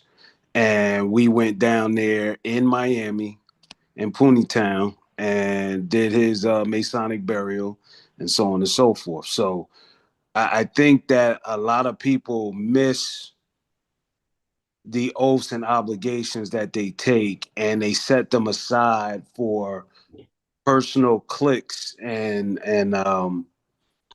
personal feelings when we're supposed to be above all of that. It's Right. a higher calling. And I think this is in essence what, you know, this live stream is about. I think a lot of times, you know, um, people look for the wrong and stuff to the point where because you might have referenced or cited something as small as the last name being wrong and go on a tangent on that and Right. going back to that, Yeah. realize that we all make mistakes. So I've been I've been around guys that got so many medals and so on and so forth on their chest, and they make mistakes all the time, but we excuse that. But you come on here and you're like, well, it's either this or that, and then it's like, oh, see, I knew she didn't know what she was talking about because this, and it's like, and you make yourself you, and it's no disrespect to whoever that was, but we gotta be careful if we're supposed to represent the core of intelligence to not sound foolish. And I think that that's very foolish that anybody would speak about someone not remembering whether the name was Wilkins or Walker, even so much as far as this whole disingenuous thing, because I come across it a lot. And I think it has something to do with it's a market now to be online and getting these different strains of different Memphis Mizraim because I'm a part of it. Tony's a part of it. We ain't got to really go into all of that, but it's like you'll have somebody have a whole website that's a landing page and it's about it, but you never enter anything, you never do anything, but you just get these papers, and as long as you send in money, you get the paperwork, and it's like, okay, you discredit what this is about, what Right. truly the intent of this, the fabric of this, the essence of this. And I think that anytime you come across a person or a group of people that feel so um, entitled to discredit you, it makes them look very odd and peculiar. And we know that if there is no oddities amongst us that are learnt, then it shows how unlearned you are. Right. And I really thank Tony for giving me the opportunity to come onto his platform because I know it wouldn't have happened on another platform. Not saying no names, but I'm being a little I would say this. My thing is to bring much exposure to things that are going to increase knowledge to individuals who are interested in masonry. And because of of of me meeting brothers from across the water and actually going to see them, and my interaction with continental Freemasonry has really opened a whole nother door for me. And then introducing that to my Masonic body, we end up changing our name because of that. right. Because of the introduction of co-ed, not co-ed, but the introduction to continental Freemasonry. that just opens up a whole nother door in understanding the craft from a variety of points of views that a lot of people don't get. Because when you say Grand Orient, that's a whole nother structure. But people don't understand that. And even when I've been doing my own research, the Supreme Council for the Southern and Western Masonic jurisdiction, which is predominantly African Americans, a lot of them didn't know that there was Grand Orient. Hell, I didn't know it until I started just doing a deep dive and came across the biggest daylight. Biggest daylight. It says Grand Orient, Washington, D.C., 1869. That's what it says. I'm like, holy snap. It's been there all along. And then for me to go back and to grab that and understand what is a Grand Orient, that just opened, that just did me a whole nother L. You know, I was like, wow. You know, I'm like, okay, I got to step my game up. And that's why for us in understanding the symbolic Grand Lodge of California, Scottish Rite, correct? Did I say that right? Grand Orient of California. Yeah, you're gonna have to help me out. Yeah. Don't see I that. got you. I got you. Okay. All right. And being involved and knowing Sister Natalie and her skill set, all it does is help me. Say what? She's good with people. Oh yeah. And here's the craziest thing. The mere fact that the Grand Lodge of California has asked her to come to their conferences and she's giving these lectures and they're like, oh, we have a she's a what? Yes. She's a you should have seen us together when we went to the UCLA conference together a couple of years ago. Oh man, that was a conversation piece at lunch. Boy, was it? Because we were sitting with when Sean was Grandmaster, we were sitting with Sean at his table. I had literally just got off the plane and I was sleepy. I jet lag so bad. So they were like looking like, oh my God, like who are those women sitting they're sitting with the Grandmaster. Oh my God. So then when we got cornered and she looked at me, I said, look, I got it. You know, I'm used to it by now. I said, so just go with the flow. You know, they're going to ask a lot of questions. And I think for the most part, the weirdest question, which is the most obvious question when it comes to the ritual, you know, the part where men have to cover their breast or their correct. How do you guys handle that? You know, and I was trying not to spit out my tea because I'm a tea drinker. I was just like, God.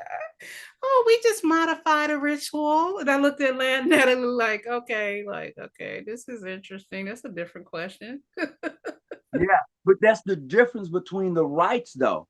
And that's what people don't get, you know, because they'll say, how can you, bruh, it's a different rite. Is they, you know, but until you go see it, you won't know until you that's an experience. But I tell, because I even had gotten like from quite a few Black Masons over the past couple of years, Egyptians, they only let women go up to the fellow craft. I said, you better not let the Sovereign Grand Lodge of Egypt hear you say that or type that on the internet, because they initiate women. They actually did a presentation on Superior Day. They did like a 3 or 4 part series. Yep. And because I even offered to help to go to Egypt with them because I think one was located in Dubai, one was located in Saudi Arabia, and the other 2 was already in Egypt, but they traveled back and forth. And they practice their craft like how it's supposed to. They do lodge at night. They fast. They're women. Wait. I'm dropping another gem, huh? You are, because what you're doing is you are disrupting the matrix. You said a couple of things. You said their lodge meetings are at night, probably about 11 or 12 o'clock. Actually, the presentation is on YouTube. I'm gonna have to go check it out. And then you said they fast. Yes. They fast. Yes. So those 2 things alone has caused a glitch in the matrix because we don't do that. Yeah, and that's what their point was. They said, "How can you say you work at 12?" I was like, "Ooh, ooh, Mm. And I say that because I was just over in Baja, California, south of the border, about mid-December. They said, Brother Hawkins, we're gonna start about 12 o'clock. I'm like, cool. I'm thinking 12 midday. No, So at night." they take me to I'm at the border. I get dropped off. The brothers come out, pick me up. We riding around. We go visit some other brothers. We having a great time. I'm like, brothers, it's kind of late, man. It's about 9 o'clock. I think we should be headed to the meeting. They said, oh, we're gonna get there. It starts at 12. I was like, 12? Are you talking 12 midnight? He's like, yeah, brother Tony, we start at 12, but we're gonna go get something to eat. I'm like, man, that's past my bedtime. You talking about 12? And I got home at 4 in the morning. Mm-hmm. And they was just all happy and giddy. I'm like, this wasn't fun. It wasn't fun, but it was because I never had. maybe once or twice, but that was on something else. But to start a meeting at 12 o'clock midnight and get out at 4 in the morning, really? Man, yeah, they was on that level. I was like, and then they firing up incense. They doing Right. they doing their thing with the. I'm like, okay, all right. My thought, we don't do that here, but you ain't there though. Right. You are not there. Right. And that's the thing. Just because I do something different than you doesn't mean it's wrong. Right. It's just that you don't do that. You haven't been exposed to this yet. Right. Exposure is everything. I'll tell you that right now. It is. When we was down in Brazil, I couldn't Brazil. speak a lick. I don't speak no French. I don't speak no Portugal, and I barely speak English well. I have to use this translator, and boy, we use it like you don't know what. I'm serious. We're going back and forth with the translator, and we laughing. We having one of the greatest times. And the brother that showed us around, he's this very popular rapper in Brazil. I mean, we thought, how you say I'm a rapper, right? And we're riding around the car with him. So I'm saying, this is what I'm saying, Brother Daniel. He's cool. He's a rapper. Right. Okay, cool.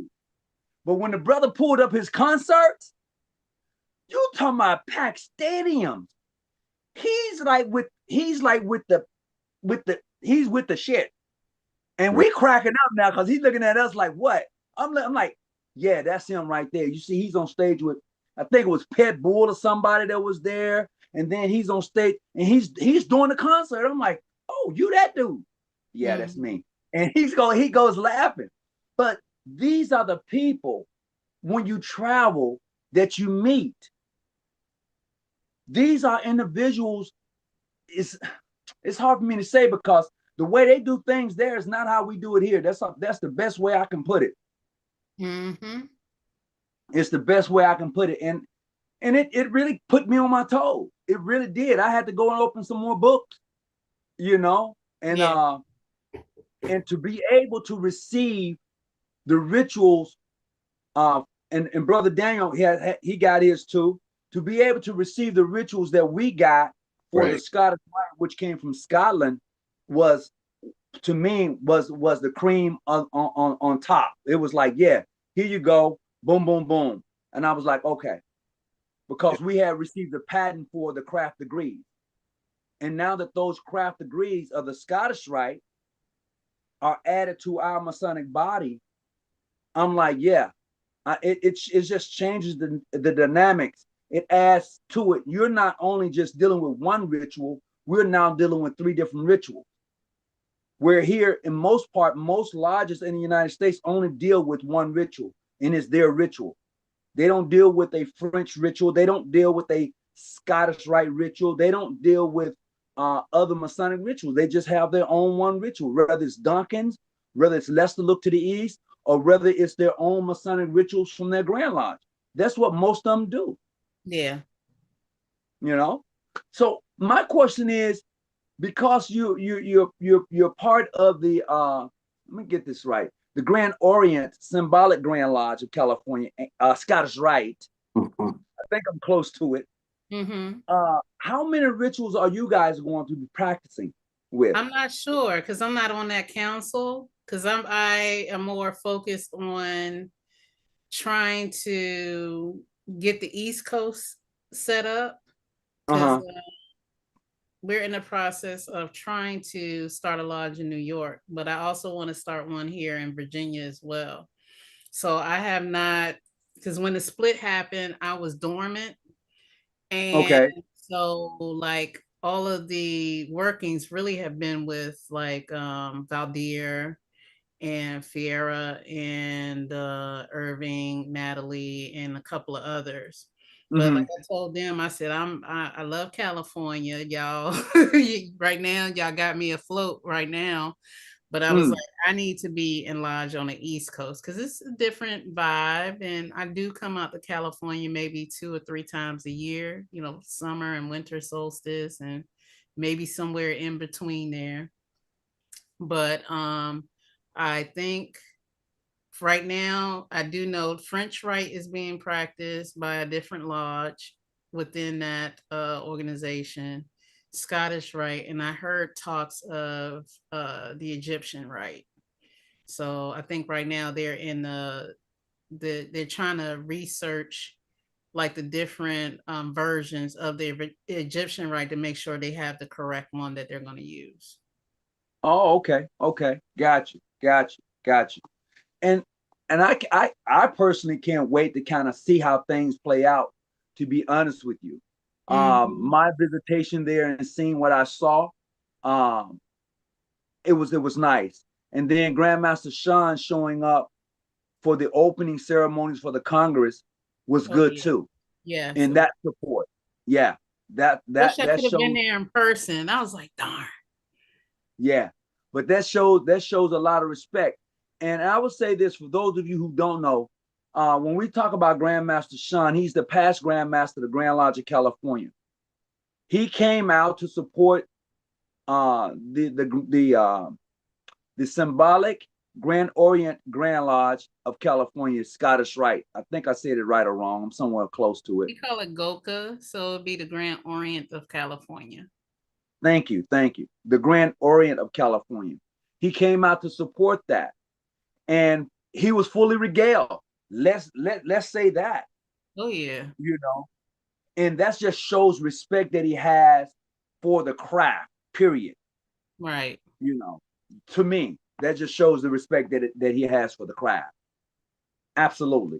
So, hey, I'm looking for, if anybody got any other questions, let me know. If you want to come up on the panel, let me know, and I will bring you up on the YouTube. I mean, not the YouTube. What happened to The Andre? Andre just came in and then he dipped. I was waiting for him to use the reaction so he could raise his hand. I think he had a question. Not sure. Andre. Somebody named Andre. I don't know. He was on Do me a earlier, favor. then he dipped out. Turn the host back over to me real quick, Yes, and sir. and then in like manner, could you do me a favor? Can you post the link to the Zoom in the chat? Sure. Yeah. For my website. Not only for your website, but to this Zoom. Can you post the Zoom in the chat? Sure. Hold on one moment. You are the host now. All right, I'm the host. Yep. So, granted, if you want to come on the Zoom live, you're gonna have to show your face. So we're gonna post the chat. We're gonna post to the chat the Zoom live. So if you want to come up, you're certainly welcome to come up. And if you got questions, please do ask. Because I'm quite sure there are some that have questions. This guy is still, no, not that one. Oh, you want me to do YouTube? Yeah, if you can post it in YouTube, that would be fine. All right, hold on one moment. I got to do that one on my cell phone. Okay. Yep, that would be great if you can put that in the chat for me. And then, like I said, once you post that in the chat, if you want to come up on it, you're certainly welcome to do so. Absolutely. Oh, I see me. Look, I see me. Let's see what we got here. There you go. Okay. So there you have it. It's in the chat. If you see it in the chat and you want to come up live, you're certainly welcome to do so. And join us. He said, "Get over it, Absolutely. dang." Sorry. I'm just reading one of the comments. Go ahead. I think Mr. Austin, number one, I think he's gone, but I think he the one that hit me up and wanted to come in the chat. Certainly you're welcome to do so. If you want to, if anybody who sees it in the chat, if you want to come up, you're certainly welcome to come up in the chat via Zoom. Absolutely you are. And do me a favor, please hit the like button. Absolutely. All right, let me put my website in there for women who would be interested. And I support, women who are interested in becoming Eastern Stars as well. So I would rather for you to go to a known, reputable organization rather than somebody that's going to lead you in the wrong way, the wrong direction. So let me. They don't see the Zoom link. Brother Walker, you want to try posting that Zoom link? They don't see While it. she has to look for something. No, I have put it in there. It's under Cleola at Cleola Bostic 4761. That's in the live chat. Okay, it must have not. I don't even see it. That's weird. That's Super Queen V45. I don't see the Zoom link. It's right above her. I'm right above her. I support like even my sorors when they have like charity stuff, events for their organization. I always donate. I'm not gonna sit Right. there and eat that. That popcorn is good. That popcorn is the devil. Okay, but I'm not gonna eat it. I will send monetary support for them to their cause.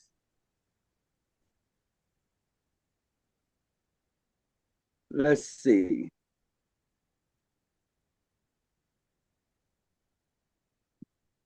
Okay, let me go to.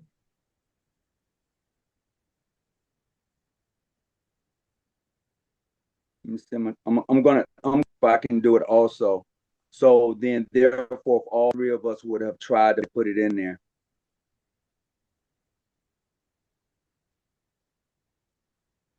Are we putting this in the chat or where are we putting this at? We're put it on. putting this In a live chat. So everybody can see. And I just dropped my website address in there. I do need to update my website because I haven't been on there. I haven't been good about keeping it updated.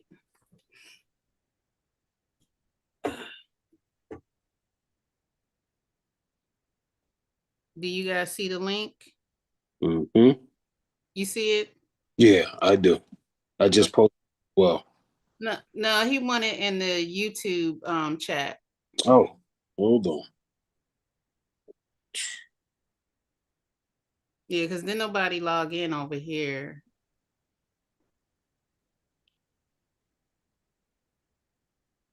Man,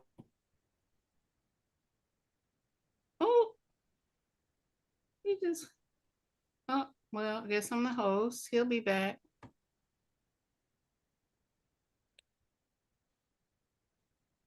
Can you drop your website? I'll do it again.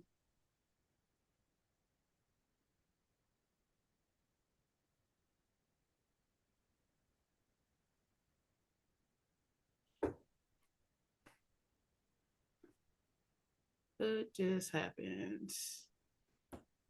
All right, Tony. Okay, he's back.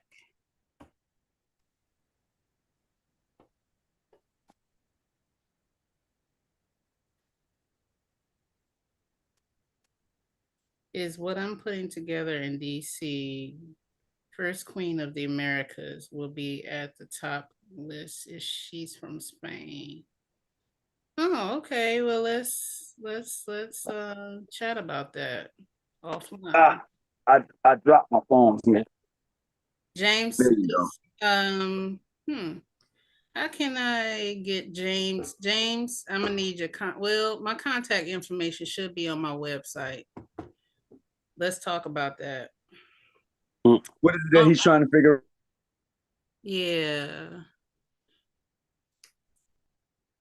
When I belong to an organization, I don't like to do too many because I like to give each one its attention and be present. That's one thing about me.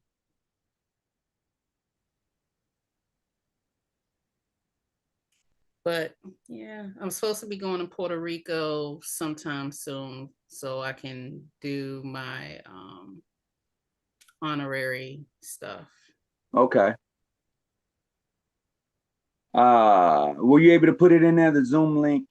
Yeah, I put the Zoom link in and I put my website twice in Jeez. the live chat on YouTube. What are you on YouTube? Um, with longer hair. No, And a full face of makeup. you uh, got jokes. I'm saying, what's your handle on the YouTube channel? it's Cleo Bostic 4761. Okay.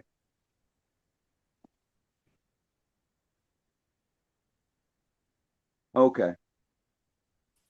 I have Oh, it. and let me before because I meant to share some friendly lodges if ladies are interested. I have a short list here. Let me can you turn me to host again so I can share this slide real quick. Doo, doo, doo.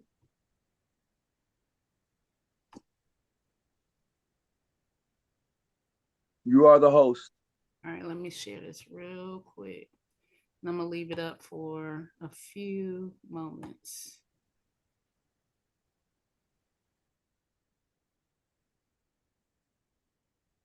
All right, so guys, if you're interested, if there are any women or LGBTQ that's interested in becoming Freemasons on the Continental family, these are some organizations. These organizations are also listed on my website. There's a downloadable PDF file on my website.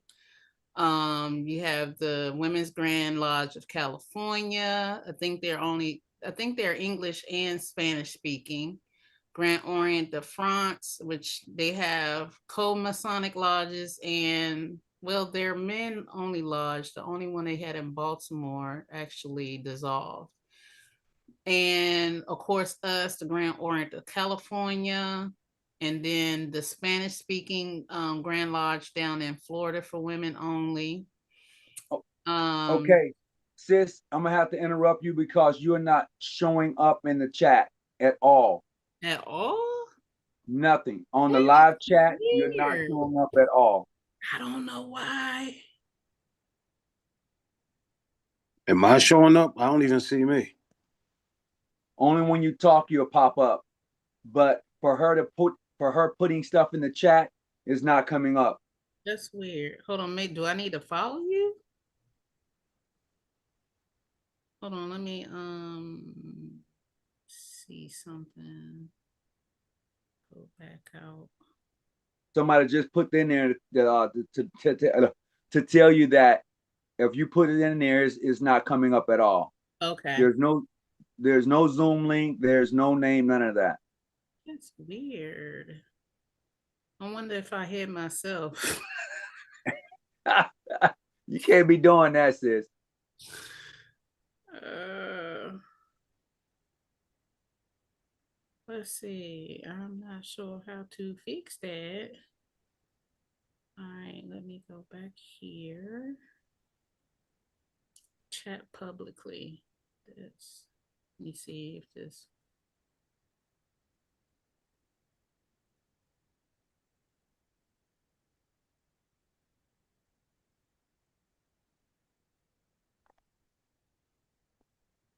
Let's see. I was gonna try it I since you are the host. let me Uh, stop sharing. So did let me, everybody get this list right here before I take it down? yes, that list is still up. You're good. You want me to keep it up or you want me to take it down? You can go ahead and take it down, and then we can move on to our next conversation piece. Oh, okay. I thought we was almost done. I got you. See, when you got a good thing, you just can't let it just go there so easy. We only been on That's here for 2 hours. oh, okay. Okay. Not co-masonry. What? Y'all lunching. Okay. Let's see here.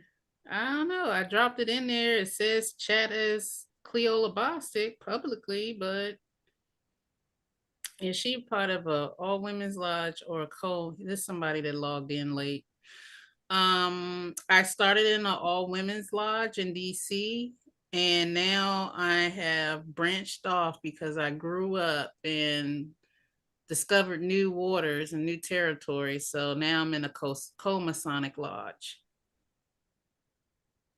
I'd be interested to in an open informational meeting anywhere in the U.S. or and outside of the USA. Would you please provide that website? My website is the ladyfreemason.com, and the list is only comprised for lodges in Canada, the United States, and I Mexico. think that's it. I think I just posted it in there. So yeah, it's there now. Okay. Oh, there you go, Tony. There you go. She's not a Mason. She is a Mason, but not a Freemason. I am human. Oh boy, I love y'all. What did she say? That made no sense. Okay, whatever. All right. So the text is there. Let's see. Oh, we just had someone who wanted to pop in. Please show your face. Thank you very much. Oh, Hey, greetings. greetings. Hi. Hi, I'm Andrea Allen, and I'm from San Francisco. Hi, Andrea. How are you? I've been listening the whole time, and this has been a great conversation. And thank you, Brother Tony, for having this forum. Um, if it's the same person, Irving Samberlin, Yes. okay, he's a very good friend of mine. He's been encouraging me to join for quite a while now. So we've Yeah, known each other for 30 years. So yeah, he's the worshipful master of yeah, my lodge in San Francisco. yes, Yeah. yes. So I'm in touch with him. So you and I might be seeing more of each other. Okay. And as it is, I am a member of the Order of the Eastern Star and Mm-hmm. have been for 30 something years, 37 years, with periods of inactivity. And right now, I am actually hoping to form a chapter. Okay. So, but I've really appreciated your conversation, and especially, the thoughts of transparency and being forthcoming. Be real. This is Yeah, not, you have to. It's just too many ladies that's getting scammed, and then they don't want to listen. But then, like, I've had people reach out and they're angry, and I have to understand that they're not angry with me, so mm-hmm, to speak, because I listen. mm-hmm, I will ask questions, and when they start sharing their stories, I'll red flag it like, hey, that don't sound right. You mm-hmm, sure that they are who they say they are? right, And then, like, they will go about a year or two or more, and then come to find out after they get like a snippet of a charter or something happens, something goes down, mm-hmm, and they come to me angry, and I'm like, look, pump the brakes. What did I ask you in the beginning? Were you sure that they were legit? Um, right, the person that recruited you should have known, but half the time they don't know any better either because right, by exactly. the word of somebody that they trust. That's But right. it also goes back into doing your own research, and that's what my parents taught me and my sister to always research. That's right. Questions. I mean, I don't care who you ask the question. I don't care if it's a white Mason, Prince Hall Mm-hmm. Mason. Ask somebody Mm-hmm. so they can confirm for you. And and I have to tell them too. I cannot. Don't think I'm going to intervene because I cannot because of my constitutional obligations. Right. Because it's not Right. my jurisdiction. I That's cannot right. get involved, and I won't get involved. So, but I will give you your options on what you can do about it. I can Google a demit letter because I don't know if they write demit letters different than how we write ours and Right. stuff like And that. and I And just want to point out, oh, I'm sorry. I didn't mean to interrupt. I just also wanted to point out what Brother Hawkins said. Every jurisdiction is different, okay, in terms of how I don't know what the brothers do in our lodge, but, we're Scottish Rite, okay? But does that really mean anything? Are they following Duncan's ritual, or is it something that's been passed down? That I don't know. But it is a regularly constituted lodge. And so I find this conversation fascinating how, differences, so to speak, mm-hmm. become an issue, but in not looking at the real value and the real foundational principles that are supposed to be of all in Freemasonry. That's my Right. understanding. So, And that's what it's supposed to be about, right. and Mm-hmm. your love for the craft.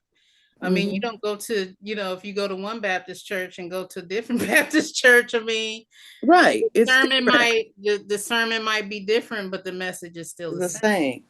And see, I shouldn't even be involved because, I identify as Roman Catholic. So that's a whole nother, Yeah, that's a whole nother that's thing. a whole nother You know history. what? I'm gonna have to have you to come on and talk about that. It's like I feel like I'm leading a double life. I mean, I just keep a low profile on both ends, okay? If Because she I come on, see, then she ain't gonna be low profile no more. oh well. Oh well, I don't think too many of my co-religionists even would be tuned into this show. I know in my Freemason, Eastern Star family, it wouldn't make any difference, and that's an interesting concept right there. So, but I mean, there's a whole history of Catholicism, and to break it down just briefly into two words: property rights and political power. Okay, Right. and there are a lot of organizations within Catholicism that emulate, if not take a direct line. The Knights of Malta, for example. Oh yeah. So there you go. See. Anyway, I was just really inspired by this conversation. I don't want to take up any more time here, but I just want to say thank you, and You I will. hope we get to meet each other soon. And Yeah, I should be Y'all need to coming. exchange information. yes, please do. And also with you, Brother Hawkins, I'd like to engage and fellowship and get to know you more as well. So, Okay. and also Brother Walker, I didn't mean to leave you out, sir. I'm So about to look, drop my contact information here in the Zoom chat. Okay, beautiful. I think I can take a picture of it rather than trying to write it down. And then I will respond. Okay. that Catholic thing, boy, that would be a I'm just Yes. thinking. You said I feel like I'm leading a double life, man. Mm-hmm. I'm doing Yeah. my own research, and one day I'm going to write about this. But I'm doing my own research, so yeah, it's heavy. It's heavy. I've been to the Vatican, and I'll just tell you this real quick. It's a long story, but anyway, I saw the parquet floor with the square and compass in the big G. Okay, Where? at the Vatican. Okay, so this is what we're gonna do. You hold that. Just leave it there. What's your schedule like during the week?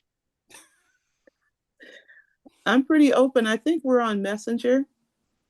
I know we're Okay. on Facebook. Me and you are friends on Facebook? I believe so. I'm If not, this is my name, and just send me a friend request. well, I'm going to write this down, sister, because your conversation right there is going to be the one. I'm going to be honest with you. Well, we're going to take our time on that one because I don't want to here's my thing. I'm not trying to cause scandal or scandalize anyone. Okay. And I'm not dogmatic. Okay. Obviously, if I'm here. So, yeah, I'm not an apologist for the Roman Catholic Church. Okay. I am not an apologist. I am, my religious faith, my spiritual path is different. Okay. And at the end of the day, let me known for being faithful. That's it. That's it. Hey, Cleo, do me a favor. You got my number. Can you put it in the chat so she can get my number? Yes. Yes, that would be great. And I'm writing your number down now, right now, Cleo. Oh, okay. All right. Because that's what you just brought to me. Oh my God. Mm-hmm. All I'm gonna do is listen. That's all I'm gonna do. Mm-hmm. If anybody else, we got about maybe another 10 minutes left. If anybody else want to hop in the Zoom, you're certainly welcome to do so. Because we're going to get ready to lock it down, because this has been a very interesting conversation. I appreciate Sister Cleo coming on and just breaking down some stuff for us and sharing her journey as a member of the Freemasons. And this number is 619. Excuse me, is that your number, Tony? That's okay. Me, 619. And here, hold on, I'm gonna give you my cell so you both can have it. Okay. Oh, okay. That way we. Sister Cleo, did you click that back over for me? I'm the moderator, I think. Am I? Yeah, you're the host with the I'm most. the host. All right. Yeah.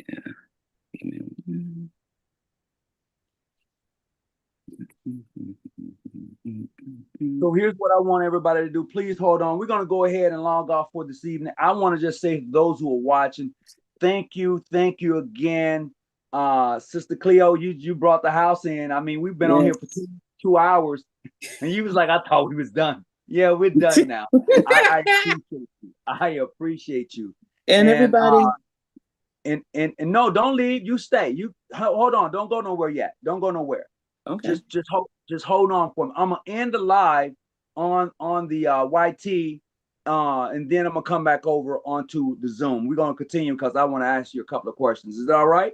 Sure, that's fine. I'll stay on. Okay. All right. I appreciate that. Sure. Just a second. Boom. Dan, you make sure you take my number too, so when I come to Florida, I might need a favor. I got you. All right. And this 415 and my email, that's for me. Okay, I got you. I'll make sure I follow up with Irving and the lodge. Yeah, because he and I have been talking and I'm interested. So yay! I'll let him know. Okay. Beautiful. And I'm gonna tell him I talked to you and I already vouched for you. Oh, beautiful. Thank you. Okay.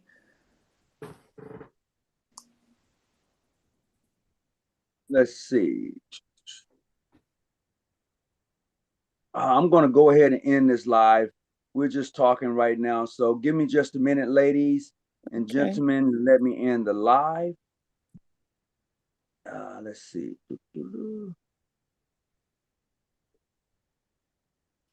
Dang, that one person, they love, please do research.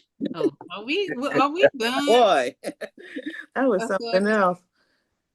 Sometimes you get trolls, That's what it is. Mm-hmm. Not regular, not constituted, but under a different right. Right.